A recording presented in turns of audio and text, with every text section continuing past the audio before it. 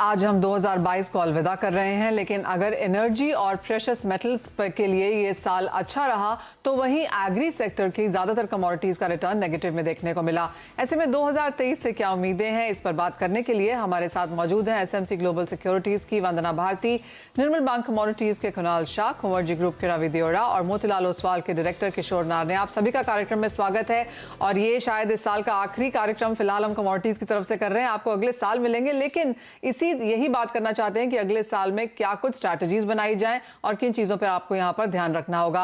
अपने पहले सेगमेंट में नॉन एग्रो और दूसरे सेगमेंट में एग्रो कमोडिटीज की चर्चा हम यहां पर करेंगे। तो शुरुआत नॉन एग्रो से कर लेते हैं। कच्चे तेल की अगर बात करें तो अपने हाई से अच्छी खासी मुनाफा वसूली यहां पर देखने को मिली है and just about in the positive यहां पर कारोबार बंद होता हुआ नजर आया। किशोर, कैसे देखते हैं आप क्रूड ऑयल प्राइसेस? अभी सिटी का मानना है $65 के स्तर देखने को मिल सकते हैं। बैंक ऑफ अमेरिका, गोल्डमैन सैक्स का मानना है कि 110 का एवरेज ब्रेंट अगले साल यहां पर बना सकता है। तो क्लियरली बाजार बहुत सारी चीजों को देख रहा है और उसी लिहाज से हमने एक बेंड सब तरफ से आता हुआ देखा। गुड इवनिंग मनीषा एंड सबसे पहले सारे दर्शकों को 2023 का नए वर्ष के शुभकामनाएं। और जहां तक क्रूड के सवाल है, I think most of the positive factors जो है वो पहले 2 क्वार्टर्स में आए थे। 2022 का last 2 quarter, specially last quarter बहुत ही चॉपी था, जहां तक तेजी के सारे जो फंडामेंटल फैक्टर्स है वो मौजूद थे, उसके बावजूद भी काफी हद तक करेक्शन देखने के लिए मिला। बिकॉज चाइना का जो लॉकडाउन से, चाइना का जो कोविड का स्केयर था, वो काफी हद तक मार्केट को नीचे लाने में मदद किया था। बट मुझे लगता है कि फंडामेंटल बैकड्रॉप अभी भी क्रूड का काफी तेजी का है और जो गिरावट हम लोग देखा है, मोस्ट ऑफ द फॉल जो है ऑलरेडी हो चुका है। मेरे हिसाब से फर्स्ट क्वार्टर भी नहीं है, शायद पहले जनवरी के अंदर आपको मोस्ट ऑफ द क्रूड का प्राइसेस बॉटम आउट हो सकता है। एंड पूरा 2023 में स्पेशली फर्स्ट हाफ में अच्छा खासा रैली देखने के लिए मिल सकता है। हमारा भी जो I think average production WTI के लिए आई थिंक 92 के आसपास एवरेज है और ब्रेंट के लिए आपको 103 104 के एवरेज के आसपास आना चाहिए। तो आपको इसका मतलब क्या है कि हाई में आपको ब्रेंट शायद 112 115 तक भी वापस देखने के लिए मिलेगा और लो टू लो में आपको 86 87 के नीचे ब्रेंट ज्यादा टिकाऊ नहीं लगता है। ऑलराइट, तो 85 से 115 तक की रेंज यहां पर कच्चे तेल में, ब्रेंट में यहां पर बनती हुई नजर आ सकती है। कुणाल, आपका क्या व्यू है? आपकी क्या रेंज रहेगी? कैसे देखेंगे आप प्राइसेस? मेरी राय में फर्स्ट क्वार्टर जो है वो बहुत क्रिटिकल रहेगा ऑयल में। एक साइड पे है जहां पे चाइना में रीओपन होने की जो बातें हैं और उसके कारण ऑयल की डिमांड बढ़ रही है, और दूसरी साइड पे इसको बैलेंस करने के लिए यूएस का ऑयल प्रोडक्शन बढ़ रहा है, डिमांड एक्स चाइना कम हो रही है because of the slow down. So मुझे लग रहा है ये फर्स्ट क्वार्टर में कोई बड़ा एक्शन शायद ना आ पाए। मेरा ब्रेंट का जो वर्किंग है वो है $90 मैक्सिमम ऑन द अपसाइड और ऑन द डाउनसाइड $70। 70 और $90 की रेंज में आपको ऑयल ट्रेड करता हुआ मिलेगा। Biasness is more towards skewed toward downside, upside बहुत लिमिटेड है considering the kind of headwinds we have. Inflation is still a big problem, central banks will continue to remain hawkish. So ये सब हालात में लंबी अपसाइड सस्टेन होना बहुत difficult है अंटिल ओपेक या ओपेक प्लस या रशिया कोई बड़ा प्रोडक्शन कट लेके आए। अदरवाइज ऑयल में ऊपरी स्तर पे प्रेशर बना रहेगा, ऐसा व्यू बन रहा है। जिस यहाँ पर देखने को मिलेंगी, जैसे कुणाल ने भी कहा 72 95 जैसी यहाँ पर ऊपर में है। क्लियरली वॉल्टिलिटी यहाँ पर बरकरार है और काफी सारी अनसर्टिनिटीज, इफ्स एंड बट्स के साथ हम यहाँ पर 2023 में फिलहाल कदम रखते हुए। लेकिन जिस तरह की मुनाफा वसूली यहाँ पर किशोर नेचुरल गैस में देखने को मिली है अपने हाई से 55% off from the highs of the year, इसे आप कैसे देखते हैं? क्या जनवरी भी यहाँ पर वीक शुरू होने वाला है? क्योंकि इस तरह की माइल्ड फोरकास्ट फिलहाल हम बनता हुआ देख रहे हैं, लेकिन ओवरऑल इस साल के लिए भी, क्योंकि रशिया यूक्रेन अभी भी जारी है, पावर राशनिंग हम अभी भी बनता हुआ देख रहे हैं, गैस को लेकर चिंताएं हैं। Manisha, I think before touching natural gas, one more thing, actually crude में जो है जो स्ट्रेटेजिक पेट्रोलियम रिजर्व्स है, SPR है, इधर inventories on the OECD front, China and US, इनको रीफिल करने का बहुत जरूरी है। I think one of the significant demand factor वो जो 2023 में जो एक सपोर्ट बन के रहेगा ऑयल प्राइसेस के लिए। नंबर 2, जहां तक गैस की सवाल है, आई थिंक यूरोपियन गैस अभी भी काफी हद तक जो सप्लाई जो शॉर्टेजेस से जूझ रहे हैं, बट मेरे हिसाब से most of the logistical and supply related issues 2023 का फर्स्ट क्वार्टर में सुलझ जाएगा। मैं ये नहीं बोल रहा हूँ कि रशिया यूक्रेन वॉर का कुछ हल निकलेगा या रशिया का गैस, बिकॉज अभी जो पाइपलाइन से गैस स्ट्रीम स्टार्ट हुआ है, एक्सेप्टेबिलिटी ऑफ रशियन गैस थोड़ा सा बेहतर हो जाएगा। एंड दूसरा, ये विंटर खत्म होते होते एक्चुअली गैस का डिमांड भी थोड़ा कमजोर हो जाएगा। मेरे हिसाब से गैस का prices relative to crude oil actually थोड़ा सा वीक रहेगा, स्पेशली फर्स्ट क्वार्टर में। फर्स्ट क्वार्टर एंडिंग तक मेरे हिसाब से मिड फरवरी और by mid March mostly gas का प्राइसेस बॉटम आउट होना चाहिए। But even at current levels यहाँ से भी मुझे लगता है 7-8%, 10% तक नीचे का प्रोबेबिलिटी ज्यादा है डाउन साइड का। तो गैस में अगर बाई साइड पे लेना है तो प्रॉब्ली 10% के लिए वेट करना चाहिए। Somewhere in the mid of February और बिगिनिंग ऑफ मार्च मेरे को लगता है यहाँ पे कुछ बॉटम मिल सकता है। राइट, यानी कि अगले 2 महीने यहाँ पर कमजोरी के रह सकते हैं नेचुरल गैस में। तो अगर आपको लगता है कि ये कमोडिटी ओवर सोल्ड है, इस झांसे में ना आए और थोड़ा सा यहाँ पर और इंतजार करें, कुछ और बेरिशनेस की एक्सपेक्टेशन फिलहाल गैस में इन करंट लेवल से भी। आगे बढ़ते हैं और बात अब सोने चांदी की कर लेते हैं, क्योंकि यहाँ पर एक डेफिनेट आउट परफॉर्मेंस हमने आते हुए देखी है। भारतीय बाजारों में अगर आप सोना देखें तो करीब करीब 12% की बढ़त इस साल में हम देख चुके हैं। इंडियन इक्विटीज 2 से 4% ऊपर है और ग्लोबल इक्विटीज में तो एक्चुअली डबल डिजिट नेगेटिव है।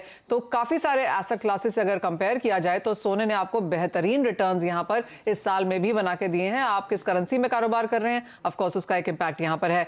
कुणाल, कैसे देखेंगे आप सोने के प्राइसेस को करंटली, और यहां पर क्या रेंज और क्या स्ट्रैटेजी अगर पूरे साल के लिए बनानी हो तो क्या करें?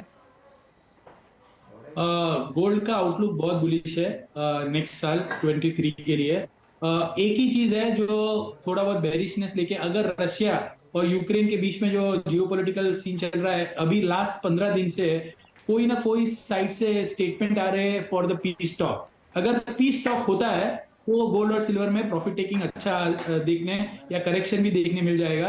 पर अगर ये जियोपॉलिटिकल क्राइसिस कंटिन्यू रहेगा और अज्यूमिंग के आगे जाके फेड भी कहीं ना कहीं अपना जो एग्रेसिव रवैया है इंटरेस्ट रेट को लेके उसको थोड़ा सॉफ्ट करेगी, सो नेक्स्ट साल गोल्ड में आपको एमसीएक्स पे, फर्स्ट में एमसीएक्स के बताऊंगा, फिर कॉमेक्स पे, एमसीएक्स पे मुझे लग रहा है 58,000 to 59,000 वेरी लाइकली। और ऑन द डाउन साइड मुझे लग रहा है मैक्सिमम 52 के नीचे नहीं जाना चाहिए। कॉमेक्स पे $1,700 से $1,760 का बॉटम गोल्ड में मुझे लग रहा है, और आगे जाके धीरे धीरे $1,900 $1,900 तक के रेट आपको नेक्स्ट साल, या $2,000 तक के रेट नेक्स्ट साल देखने मिल सकते हैं। सो ये रहा गोल्ड का। सिल्वर मुझे लग रहा है कि यहाँ से एमसीएक्स पे 80 to 85,000 कंजर्वेटिवली जा सकता है। ऑन द डाउन साइड 62 63 वहां पे बॉटम लग रहा है सिल्वर का, और कॉमेक्स पे $28 to $29 के लेवल्स आपको देखने मिल सकते हैं। सिर्फ एक ही वरी है major, that is regarding to peace talk. If कोई पीस टॉक मटेरियलाइज हो जाता है और ये जियोपॉलिटिकल वॉर का कहीं एंड आता है तो वहां पे करेक्शन आएगा। सो एवरेज करने के लिए जगह रखिए और गोल्ड सिल्वर में लॉन्ग पोजीशन बनाई रखिए। राइट, सोने चांदी में खरीदारी करके ही काम करना है, और वो कंजर्वेटिव लेवल्स यहाँ पर कुणाल ने दिए हैं। ऑफ कोर्स उन्होंने हमसे पहले शेयर भी किया है कि यहाँ पर उनके बुलिश व्यूज क्या हैं, तो वो यहाँ से काफी ज्यादा ऊपर हैं। किशोर, आप कैसे देखते हैं सोने चांदी में यहाँ पर खरीदारी में आप क्या करेंगे?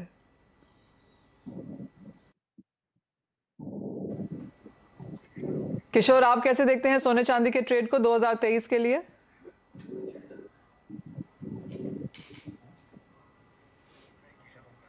ऑलराइट, किशोर, आपको मेरी आवाज आ रही है?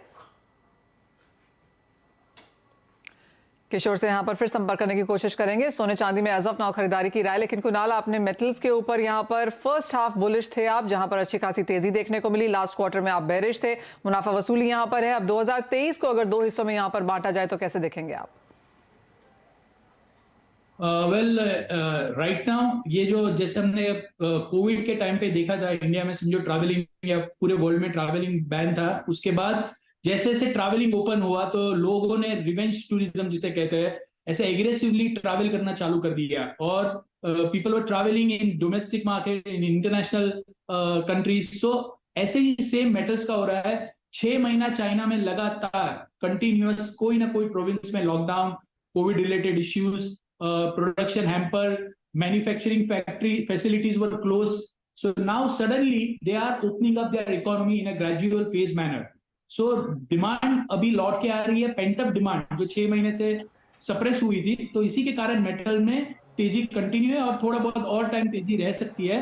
बट आगे जाके अगर ग्लोबल इकोनॉमी में थोड़ा बहुत सॉफ्टनेस देखने मिलती है, तो मुझे लग रहा है एक लंबा अपसाइड आपको नहीं देखने मिलेगा। थोड़ा यहाँ से मौजूदा स्तर से 5 से 8% की कंजर्वेटिव अपसाइड आ सकती है, बट बहुत ज्यादा बुलिश कहना डिफिकल्ट है when the global economy is slowing down.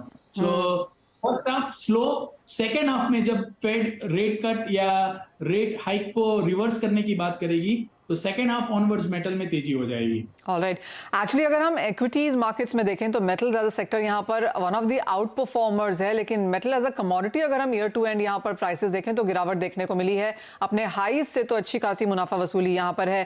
किशोर, आप कैसे देखते हैं मेटल्स को? और जैसे कुणाल ने कहा, फर्स्ट हाफ टेपेड, सेकेंड हाफ थोड़ा सा बुलिश, क्या आप भी उस व्यू के साथ जाएंगे?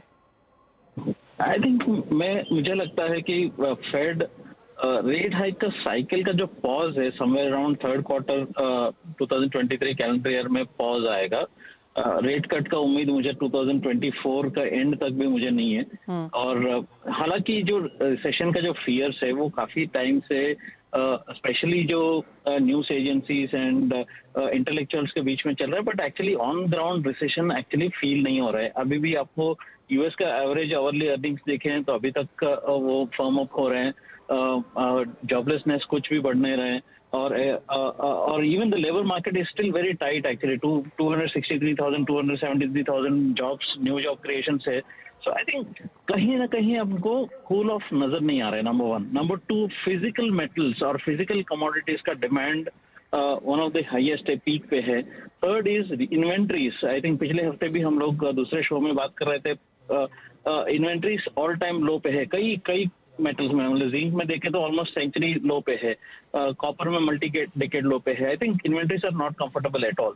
तो फंडामेंटली बहुत स्ट्रांग है। The last point is that most of the mines, especially copper mines में काफी हद तक लेबर कॉन्ट्रैक्ट्स रीनेगोशिएशंस के लिए आ रहे हैं 2023 में। तो वो कहने के आप ऑलरेडी देख रहे हैं कि साउथ अमेरिका में कुछ माइंस में ऑलरेडी स्ट्राइक का नोटिस दिया गया है, कुछ माइंस में ऑलरेडी डिस्ट्रप्शंस चल रहे हैं। तो सप्लाई डिस्ट्रप्शंस एक और है। सो आई थिंक डॉलर का जो स्ट्रेंथ है वो तो थोड़ा बहुत पीक आउट हो जाएगा at the end of first quarter. वहां से कमोडिटी स्टिल फॉर्म हो जाएगा।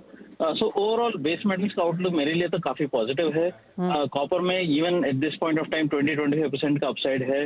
Zinc one of the primary out performers रहेगा, and nickel again phenomenal out performer रहेगा अगले 2 साल के लिए। बट हालांकि उसका वॉल्यूम्स और उसका जो ट्रेडिंग इंटरेस्ट काफी कम है अभी भी, but I think nickel is going to be one of the best metal. Alright, तो अगर कारोबार करना है तो कॉपर, एल्यूमिनियम, रादर जिंक, निकल में आपको यहाँ पर देखना होगा। यहाँ पर भी काफ़ी कुछ डिपेंड करता है कि आगे जाके बाजार कैसे खुलते हैं। Clearly as of now companies के मार्जिन्स लो हैं क्योंकि भावों में गिरावट देखने को मिल चुकी है। प्रोजेक्ट्स काफ़ी सारे बनते हुए नजर आ रहे हैं, इन्वेंट्रीज कम है, लेकिन डिमांड एक ड्राइविंग फैक्टर अगले साल में यहाँ पर रह सकता है। बहुत शुक्रिया किशोर एंड कुणाल हमारे साथ जुड़ने के लिए और उन तमाम नॉन एग्रो स्पेस पे हमसे बात करने के लिए। रेंज आपको यहाँ पर कच्चे तेल में मिली है, मेटल्स में खरीदारी की राय, और गोल्ड एंड सिल्वर में एक डेफिनेट बाय यहाँ पर 2023 में भी बनता हुआ नजर आएगा। साथ ही रुकेंगे एक ब्रेक के लिए। जब लौटेंगे तो बात करेंगे एग्रो कमोडिटीज की। 2023 यहां पर क्या लेके आ सकता है हमारे लिए, खाने पीने की चीजों के लिहाज से बताएंगे आपको। हमारे साथ अब यहाँ पर एसएमसी सिक्योरिटीज की वंदना भारती और खुमर्जी ग्रुप के रवि दियोरा हैं। आप दोनों का कार्यक्रम में स्वागत है। बात अब यहाँ पर एग्री की कर लेते हैं। और वंदना, जिस तरह से ग्वार पैक में हमने यहाँ पर रिटर्न्स आते हुए देखे हैं और काफी हद तक बातचीत यहाँ पर फसल को लेकर डोमिनेट करती रही है, एज ऑफ नाउ क्या क्लैरिटी है और अगले साल के लिए क्या टारगेट्स हैं?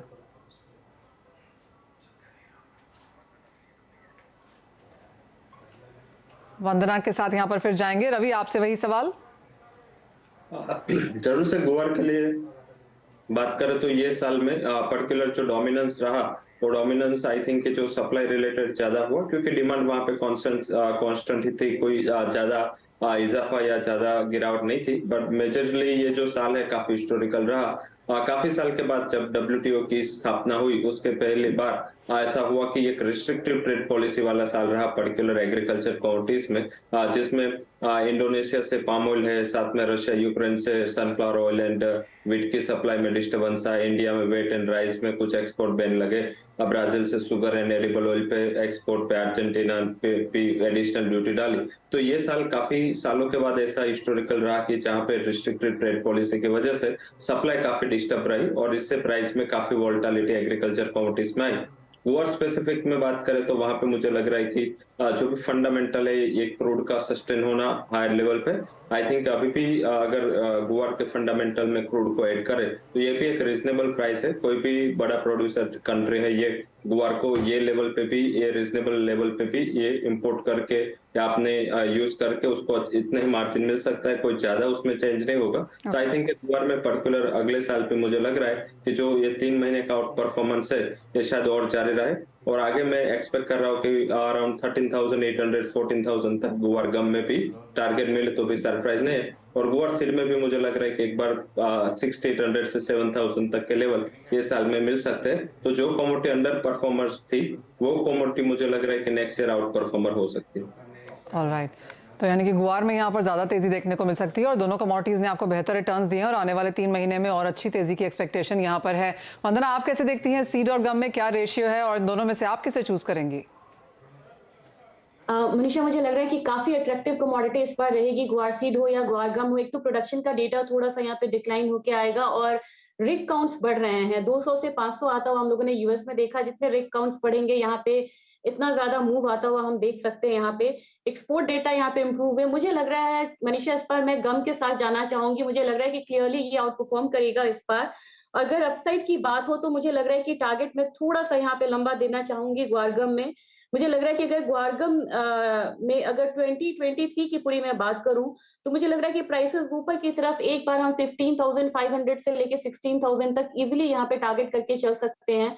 रेशियो में मुझे लग रहा है कि रेशियो थोड़ा सा यहाँ पे है वो कहीं ना कहीं पे 2.5 से 2:5 तक का रहता था, वो यहाँ पे कहीं थोड़ा सा 3:3.5 तक का हो सकता है, क्योंकि ग्वारगम मुझे लग रहा है कि यहाँ पे आउट परफॉर्म करेगा। तो ग्वारसीड के कंपैरिजन में मैं ग्वारगम में इसलिए भी जाना चाहूंगी कि रेक काउंट्स यहाँ पे बढ़ रहे हैं। दूसरी चीज यहाँ पे एक्सपोर्ट डिमांड बढ़ रहा है। तीसरी चीज ये है कि इसकी जो डेरिवेटिव है चूड़ी कोरमा, उसका डिमांड जो है वो थोड़ा सा भी डल है। तो ग्वारसीड में थोड़ा सा हम स्लगिश मूव देख भी सकते हैं, लेकिन ग्वारगम आउट परफॉर्म कर सकता है। ऑलराइट, ठीक है। और ग्वारगम को हमने आउट परफॉर्म करते हुए इस साल में देखा भी है, 19% की तेजी के साथ ये साल खत्म होता हुआ। रवि, मसालों में क्या देखेंगे आप, क्योंकि हल्दी और धनिये में यहाँ पर ऑलराइट रिटर्न्स आए हैं, लेकिन जिस तरह से जीरे ने आउट परफॉर्म किया है, ऑलमोस्ट 95% के गेन्स एक साल में।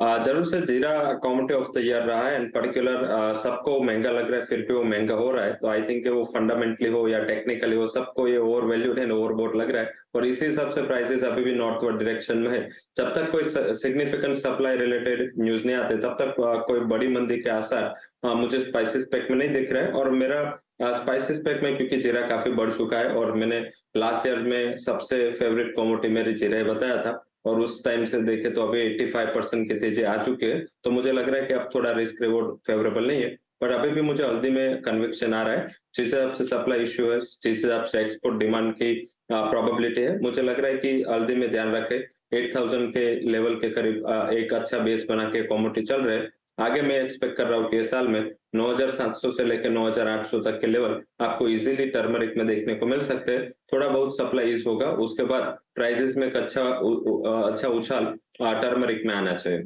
ऑलराइट, तो ये तो मसालों की बात हुई, लेकिन वंदना जो बाकी कमोडिटीज हैं जैसे कैस्टर, मेंथा, कोकोड, यहाँ पर क्या व्यू है, क्योंकि यहाँ पर भी हमने वॉल्यूम्स थोड़ी बेहतर होते हुए देखी हैं इस साल के अंत तक।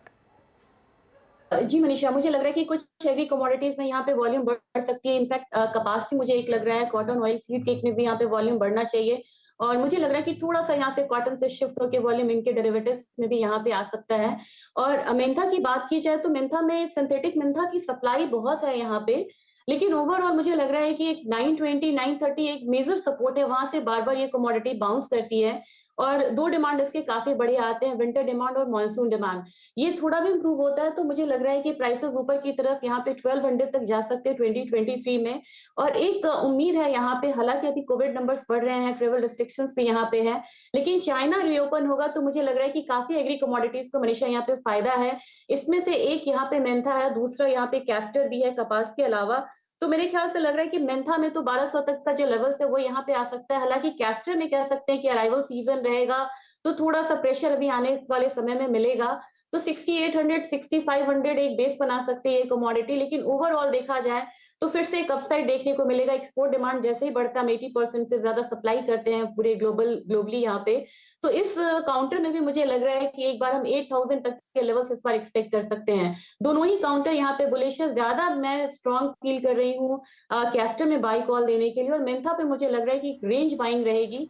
पहला यहाँ पे जो हर्डल रहेगा 1100 का रहेगा, उसको क्रॉस करता है तो फिर जाके यहाँ पे हम 1180 से लेके 1200 तक के लेवल्स यहाँ पे देख सकते हैं। राइट, यानी कि सभी जगह यहाँ पर खरीदारी है। अगर आप दोनों की माने तो इन्फ्लेशन बहुत जल्दी नीचे आने वाली नहीं है, लेकिन जो पोर्टफोलियो बना रहे हैं 2023 के लिए, खरीदारी यहाँ पर सभी कमोडिटीज में, एग्री स्पेस में अभी भी करने की यहाँ से राय है।